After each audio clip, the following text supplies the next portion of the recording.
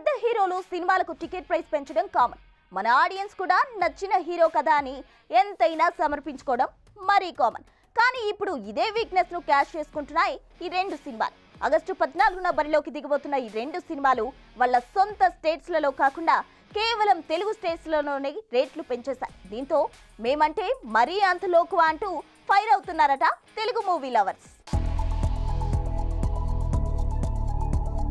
తెలుగు ప్రేక్షకుడు వచ్చిన ఏ సినిమానైనా హీరో ఎవరైనా కనెక్ట్ అయిందంటే చాలు కాసులు కురిపిస్తారు. అలా ఎగబడి చూస్తున్నారు కదా అని దోచేసుకుందాం అంటూ రేట్లని భారీగా పెంచేస్తున్నాయట కూలీ వార్ 2 సినిమాలు. వార్ 2లో తారక్ ఉండొచ్చు, కూలీలో రజనీ ఉండొచ్చు. వీరిద్దరూ మనకి బాగా తెలిసి ఉండొచ్చు. కానీ ఈ రెండు సినిమాలు స్ట్రైట్ మూవీస్ కావన్నది వాస్తవం. కానీ ఈ విషయాన్ని మర్చి ఇబ్బడి ముబ్బడిగా రేట్లని పెంచేందుకు సిద్ధమయ్యారు మేకర్స్. పైపెచ్చు రెండిటికి సర్కార్ నుండి పర్మిషన్ రావడం ఆశ్చర్యం. రజనీ నటించిన కూలీకి చెన్నైలోని మల్టీప్లెక్స్ లో హైయెస్ట్ రేట్ 183 ఉంటే హైదరాబాద్లోని ఇదే మల్టీప్లెక్స్ లో 350 నుంచి 450 మధ్యలో ఉండబోతోందన్న టాక్ వినిపిస్తోంది.